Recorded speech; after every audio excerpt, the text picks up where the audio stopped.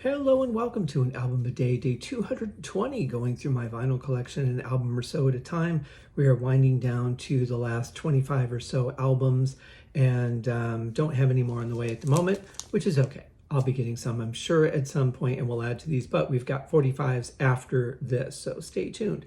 So today we are talking about an album that came out in, let me make sure I have this right because I forgot already, 1996.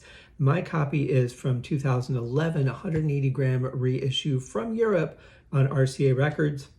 Going back to the biggest collection I've got, I'm talking about Deep Purple's Purpendicular. Cool. Obviously the angle perpendicular, get that. I don't know why it's a matchstick or appears to be a matchstick. I don't know what else that could be. So that part I don't get. Interesting wording on their logo. I thought I had gotten this new, but I didn't mark it as sealed, so apparently not. But it is a double vinyl, 180 gram, and this is one of the vinyls.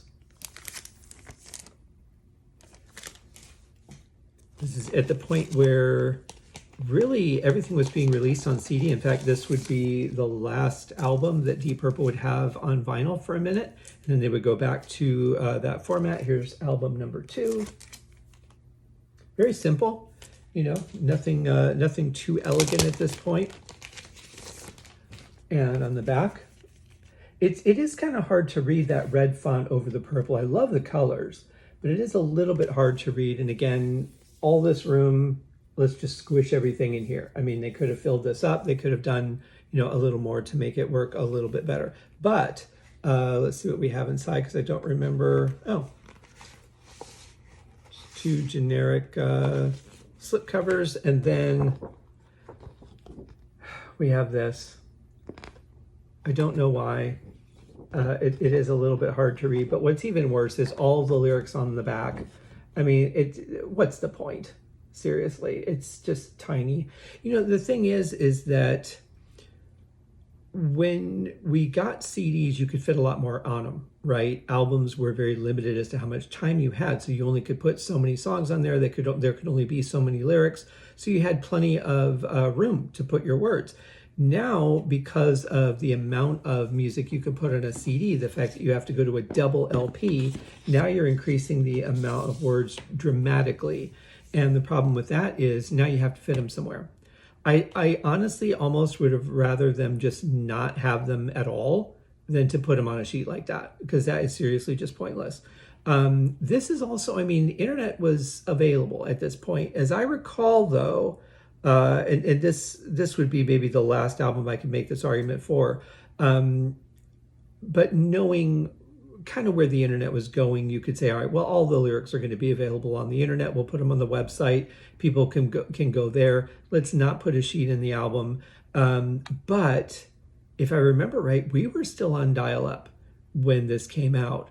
So you're talking about limited time that you could be on per week. You know, you had to go get your like 6 hours a week or your 10 hours if you could find the right AOL install disk. Had to constantly reinstall America Online to be able to get that. I don't know how much that cost them in pressing CDs. It had to be just insane because people would just get the new CD and go reinstall it and get their 10 free hours for the week.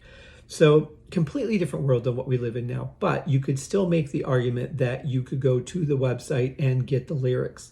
So this just seems really unnecessarily, especially if they're going to be that small. I mean, you could also do your credits, you know, who you're thanking, who's in the band, all that stuff could be on the website, even at this point.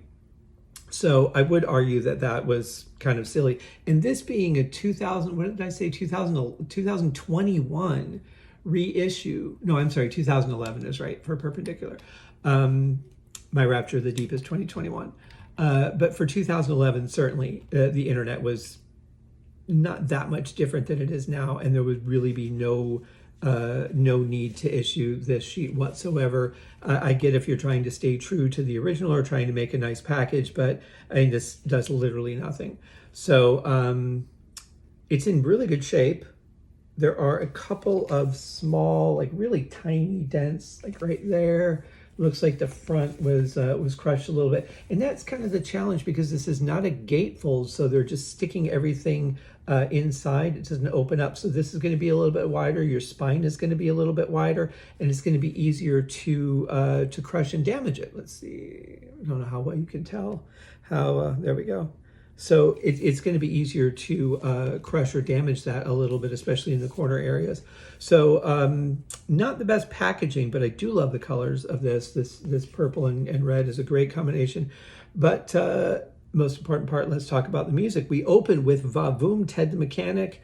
I'm not going to tell you how I feel about these songs because I will be covering this album very soon in a season of Deep Purple Smoke on the podcast. We're a couple albums away. We're on Perfect Strangers right now. Then we got House of Blue Light, Slaves and Masters, Battle Rages On, and then Perpendicular. So won't be too much longer that I'll be covering these albums. So then we go to Loosen My Strings. Next up is Soon Forgotten. After that is Sometimes I Feel Like Screamin'. Next up is Cascades, I'm Not Your Lover. Next is The Aviator. Then Rosa's Cantina, A Castle Full of Rascals, A Touch Away, Hey Cisco, Somebody Stole My Guitar, The Perpendicular Waltz, and I believe there is a bonus track that is not listed. Let me see if it's on the vinyls here. Okay, that's the first one. Let's see, side 4. Yes, so while it's not listed on the back cover, there is a 4th track on side B of disc 2 or side 4 of the collection, which is called Don't Hold Your Breath. There should be a few seconds of silence before it comes in. But yeah, so you get a bonus track on the album that they don't tell you about. So it really is a bonus track. So that's a nice surprise when you're listening. You think you've listened to all the songs, it's done, boom, another song comes on, and you're very happy. So yeah, great album. I have a lot of great things to say about it. I have a few issues with it, but for the most part, absolutely love it. Check out that season coming up on Deep Purple Smoke on the podcast. In the meantime, check out the Perfect Strangers season, which we're on now. Have a couple of great guests this season and covering all the songs. Also, check out the Haskincast podcast, where I bring a new show every week. And then that's on Wednesday. So Monday, Tuesday, Thursday, and Friday is Deep Purple Smoke on the podcast. Wednesdays, and sometimes bonus episodes for either could be on a Saturday or Sunday. But Wednesdays are the episodes for the Haskincast podcast. Also, go to my website, www.scotthaskin. Check out my books, my music, link to my Amazon author page, and then also all of my albums, my Bandcamp page, all that good stuff. Thank you guys so much for your support. I hope that you're enjoying these videos, and we'll see you tomorrow in the next one. Cheers.